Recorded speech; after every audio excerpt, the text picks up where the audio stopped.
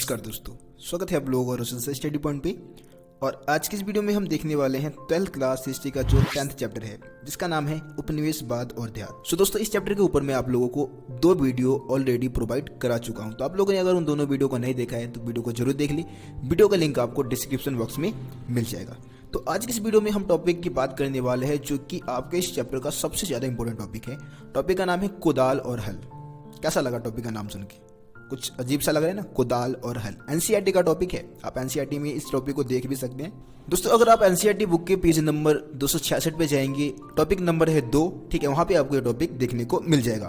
तो दोस्तों, इस टॉपिक में हम समझने वाले क्या है, देखिए इस टॉपिक में हम बात करने वाले राजमहल का जो पहाड़ी इलाका है। बंगाल में एक जगह है, एक पहाड़ी इलाका था जिसको हम राजमहल की पहाड़ी इलाका कहते हैं। आप चित्र में इस दृश्य को आप देख सकते हैं। तो यहाँ पे कुछ पहाड़िया लोग रहते थे। यहाँ पे जो आदिवासी लोग रहते थे, जो जंगली लोग रहते थे, जिनको हम पहाड़िया लोग कहते हैं, ठीक है, उनके जीवन को हम समझने वाले हैं कि उनका जीवन किस तरीके से चलता था, किस तरीके से अंग्रेजों का आगमन हुआ और उनके जीवन का सत्यानाश हो गया, पूरी तरीके से उनका जीवन बर्बाद हो गया। ठीक है, मतलब ये एक तरीके से इस टॉपिक के माध्यम से समझाने की कोशिश की जा रही है कि जब आदिवासी लोग थे या जो जंगली लोग थे, उनके ऊपर अंग्रेजी राज या ब्रिटिश राज के आने का क्या असर पड़ा था। ठीक है, तो आप लोग वीडियो को एंड तक देखिए और चैनल को अभी तक सब्सक्राइब नहीं किया है तो सब्सक्राइब करके बेल आइकन को प्रेस कर दिए ताकि मेरे चैनल पे आने वाली सभी वीडियो का नोटिफिकेशन आप तक सबसे पहले पहुंचे। तो चलिए दोस्तों, आगे इस वीडियो को हम कंटिन्यू करते हैं।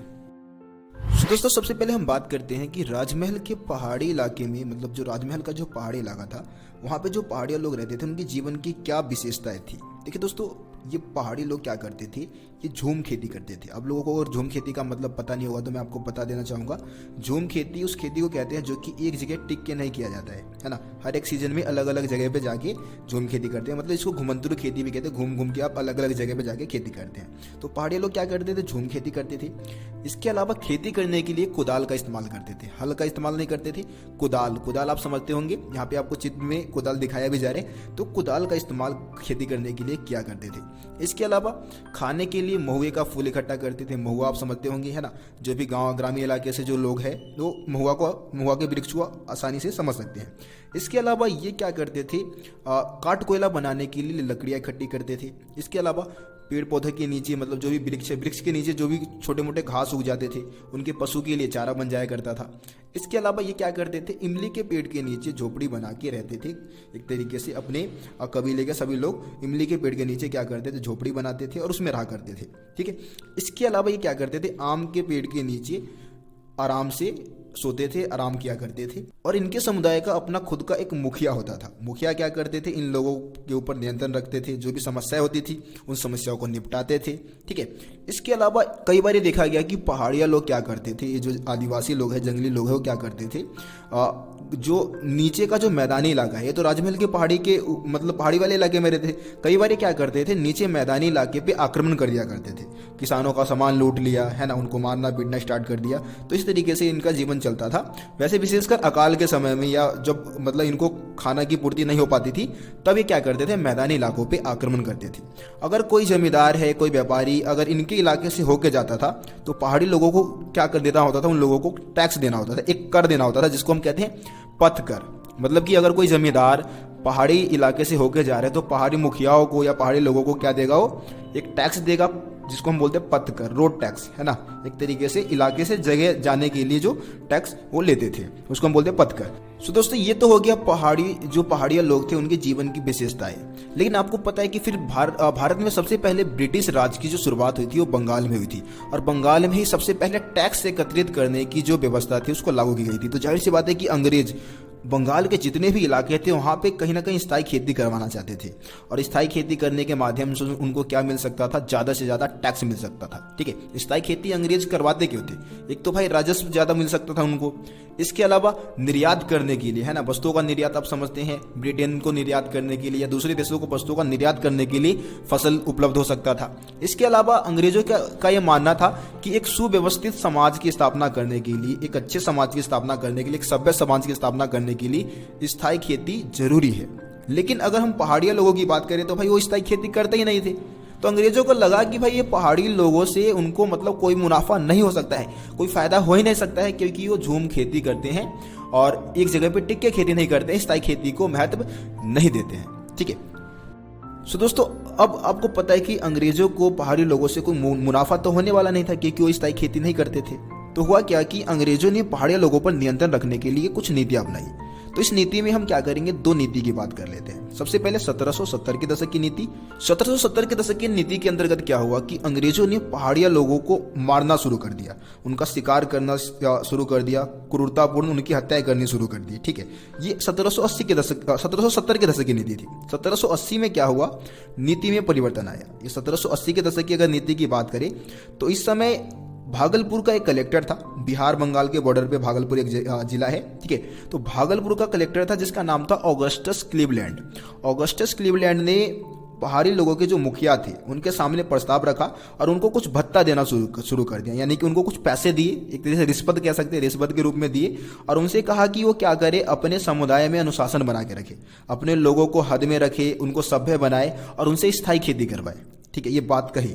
लेकिन जो मुखिया थे, बहुत सारे मुखियाओं ने क्या किया, भत्ता लेने से मना कर दिया, पैसे लेने से मना कर दिया।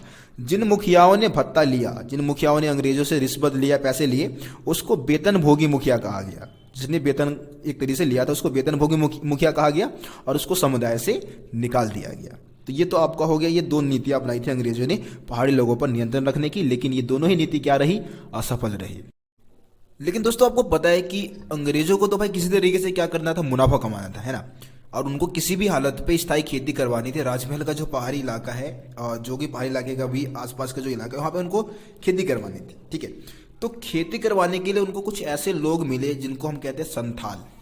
उन्होंने क्या किया, संथालों का इस्तेमाल किया। अब ये संथाल है कौन, देखिए दोस्तों, संथाल भी क्या है, एक तरीके से आदिवासी टाइप के ही लोग हैं। ठीक है, जंगली टाइप के लोग ही है, लेकिन इनके जीवन की कुछ विशेषता जो है ना पहाड़ियों से अलग है। ठीक है, ये एक तरीके से क्या है, संथाल लोग जो है स्थायी खेती करते हैं, एक जगह पे रुक के, एक जगह पे टिक के खेती करते थे। और इसके अलावा खेती करने के लिए क्या करते थे, हल का इस्तेमाल करते थे। दूसरी तरफ आपको जब मैं पहाड़ी लोगों की बात किया था, तो पहाड़ी लोग क्या करते थे, खेती करने के लिए कुदाल का इस्तेमाल करते थे और उनके जीवन का प्रतीक था कुदाल। लेकिन दूसरी तरफ जब हम बात करते हैं यहाँ पे संथाल लोगों की, तो संथाल लोगों के जीवन का प्रतीक था हल, क्योंकि वो हल का इस्तेमाल करते थे। हल समझते ना आप, खेती करने के लिए, खेतों को जोतने के लिए जिसका इस्तेमाल किया जाता है ना।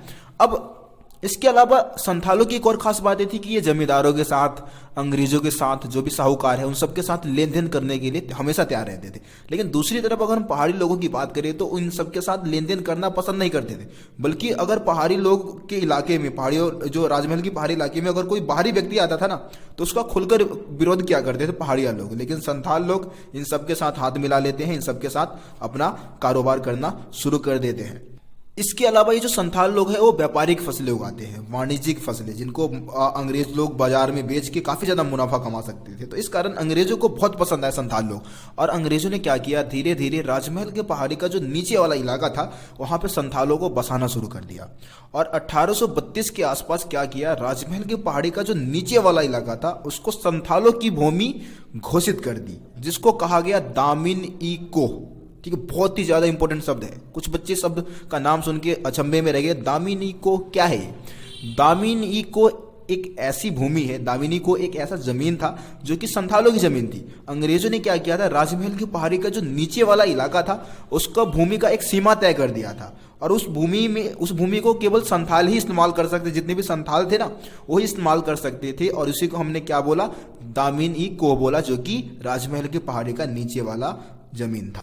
तो जैसे ही दामिनी को की स्थापना हुई, दामिनी को का निर्माण हुआ, वैसे संथालों की जो बस्तियां थी वो राजमहल के पहाड़ी में बहुत तेज गति से बढ़ने लगी। एक डाटा है मेरे पास जिसके अनुसार लगभग 1838 में सिर्फ 40 बस्तियां थी उनकी। ठीक है, 40 गांव थे संथालों की राजमहल के पहाड़ी वाले इलाके में। लेकिन 1851 तक आते आते 1473 गांव बसा दिए गए थे संथालों की। इसके अलावा अगर संख्या की बात करें ना तो 1838 तक इनकी संख्या केवल 3000 थी।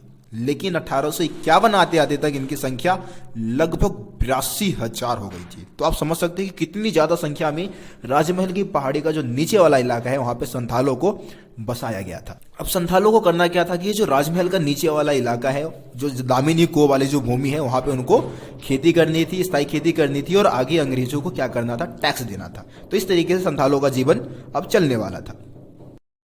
लेकिन दोस्तों कुछ समय बाद क्या हुआ, संथालों ने भी अंग्रेजों का विरोध करना शुरू कर दिया। तो अब हम बात करते हैं कि संथालों ने अंग्रेजों का विरोध क्यों किया। भाई अंग्रेजों ने ही तो संथालों को राजमहल के पहाड़ी का जो नीचे वाला इलाका है वहां पे बसाया था जमींदारों की मदद से।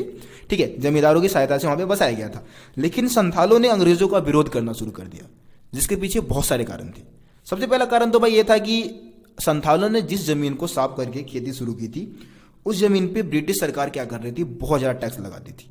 दूसरा पॉइंट आप बता सकते हैं कि साहूकार लोग क्या करते थे, उनसे बहुत ज्यादा ब्याज वसूलते थे, और अगर ब्याज की रकम नहीं दे पाते थे, जो भी मतलब जो कर्ज नहीं दे पाते थे, तो कर्ज ना देने की सूरत में क्या होता था कि जो साहूकार लोग थे उनकी जमीन पे ही कब्जा कर लेते थे। अब जमींदार लोग क्या करते, जमींदार ये दावा करते थे कि दामिनी कोवाला जो इलाका है उनका है, संथालों का नहीं है। तो इस कारण संथाल नाराज थे ब्रिटिश सरकार से, और इस कारण ब्रिटिश सरकार के खिलाफ उन्होंने क्या किया, आवाज उठाया, उनके खिलाफ विद्रोह किया। ठीक है, लेकिन विद्रोह में उनको कुचल दिया गया, उनकी पूरी जो संस्कृति थी, जो उनकी सभ्यता थी, वो खत्म हो गई। अंग्रेजों ने उनको मार के मतलब एक तरीके से उनकी सभ्यता को ही खत्म कर दिया गया। सो दोस्तों, ये आपका कुदाल और हल वाला टॉपिक था, जिसको मैंने बहुत ही, ये स्टोरी थी पूरी, जो कि मैंने आपको बहुत ही सरल और आसान भाषा में एनिमेशन के माध्यम से समझाने की कोशिश की। आपको अच्छे से समझ में आ गया होगा। जिन स्टूडेंट को समझ में नहीं आया, एक बार आप वीडियो को दोबारा से आप देख सकते हैं और हर एक टॉपिक को आप समझ सकते हैं। ठीक है, तो मैं उम्मीद करता हूं आप लोगों को सभी टॉपिक यार समझ में आ गया होगा। चैनल को यार अभी तक सब्सक्राइब नहीं किया तो सब्सक्राइब करो, और यार वीडियो को शेयर करो। वीडियो को आप लोग शेयर करते हो तो वही हमारे लिए क्या है, मोटिवेशन है। तो यार आप इस वीडियो को अपने दोस्तों के ग्रुप में, अपने स्कूल के ग्रुप में शेयर जरूर कर देना। चलिए दोस्तों, फिर मिलते हैं आप लोगों से अगली वीडियो में। तब तक के लिए जय हिंद, जय भारत।